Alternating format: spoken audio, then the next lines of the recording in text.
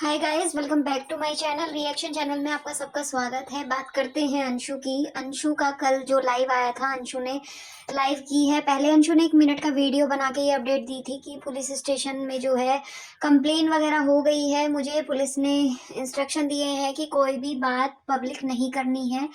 तो फिर बस अंशु ने इतना स्टेटमेंट दिया था। उसके बाद में पता नहीं वो सडनली जो है लाइव आई शाम के टाइम, और उसने एक एक घंटे की शायद लाइव की थी वो। और लाइव में उसने बहुत कुछ बोला है। किसी भी, मैं आप सबसे जो है रिक्वेस्ट करना चाहती हूँ, देखो अगर आपको सामने वाला यानी कि स्नैकी अगर अच्छी लगती है, आप उसके पक्ष में बोलिए, बिल्कुल बोलिए। अगर कोई स्नैकी को नहीं पसंद करता, उनके सास ससुर को पसंद करता है, उनकी ससुराल की फैमिली को पसंद करता है, तो उन्हें भी पूरा हक होता है उनके साइड का बोलने का, क्योंकि एक पक्ष ही हमेशा, ताली एक हाथ से नहीं बजती है, ये तो सबको पता ही है ना। तो ठीक है, किसी को इतना नीचे मत गिराओ। किसी के माँ बाप के साथ में जिसकी 2 औलाद चली गई, तो किसी को इतना ज्यादा परेशान मत करो। अब सब नए नए चेहरे उठ के आ रहे हैं। मतलब पहले जिसको कंप्लेन कराने से मना कर दी, क्या पता क्या रीजन रहे होंगे। उनका पर्सनल मैटर था, उनके घर का लड़का चला गया था, और लोग बाग मतलब कुदान मार मार के लोगों को सामने से। आप उन बुजुर्गों को जीने दोगे, नहीं जीने दोगे? ये बताओ, क्या कर लोगे आप कंप्लेन करके? अगर वो नहीं चाहते थे भैया, उनकी बहू ने मना करी थी, ये चीज तो आपको अच्छे से पता होगी ना। तो आप भी आग में घी डालने वाला काम कर रहे हो। छोटी सी लड़की नहीं है, छोटी सी लड़की नहीं है। अंशु बेटा, तू झूठ बोल गई।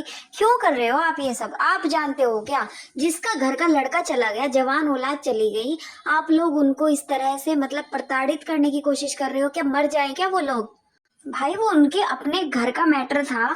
उनको जो उस टाइम सही लगा, उनके आगे पीछे कोई औलाद नहीं बैठी थी, तो उन्हें लगा कि भाई क्यों दुश्मनी मोल लेनी, नहीं करनी एफआईआर। तो फिर भी तुम जबरदस्ती उनके घर जाके घुस रहे हो किसी चीज में। और ठीक है, जैसा भी था, उनकी बहू ने उस टाइम मना किया था तो किया था ना सामने से, तो इस चीज को आप नकार नहीं सकते ना। अब आप ये गड़े मुर्दे उखाड़ रहे हो बार बार बार बार। जो मतलब जो चीज चल रही है सोशल मीडिया पे, आप मतलब एक एक औरत ने जो है आके बोल दिया कि धमकी दे दी कि भैया मैं SU कर लूंगी अगर मेरे बारे में इस तरह की चीज होती है।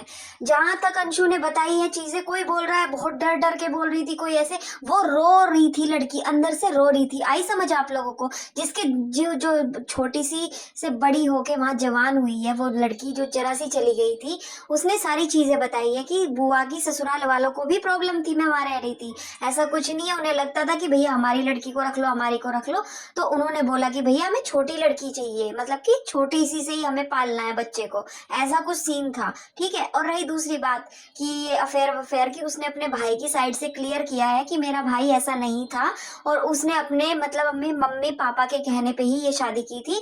क्योंकि उस टाइम जो इसकी भाभी थी, जो सामने वाली थी, जो आज इसके इतने खिलाफत में खड़ी हो गई है, उसके अलग ही चलचित्र थे। मतलब कि वो बेहोश हो जाती थी, बहुत ज्यादा परेशान रहती थी, अपने पति की किसी चीज को हाथ नहीं लगाने देती थी। मतलब फिर इन्हें लगा कि घर की बात घर में रह जाए, घर की बहू घर में रह जाए, और अपना इनका इसका जो है अपना आगे जो है इनका सब कुछ ठीक ठाक भी चल जाए। हमारी पोती किसी और घर में जाएगी तो इससे बेहतर है कि हम अपनी पोती को अपने सामने बड़ा होता देखेंगे, ऐसा कुछ ना हो।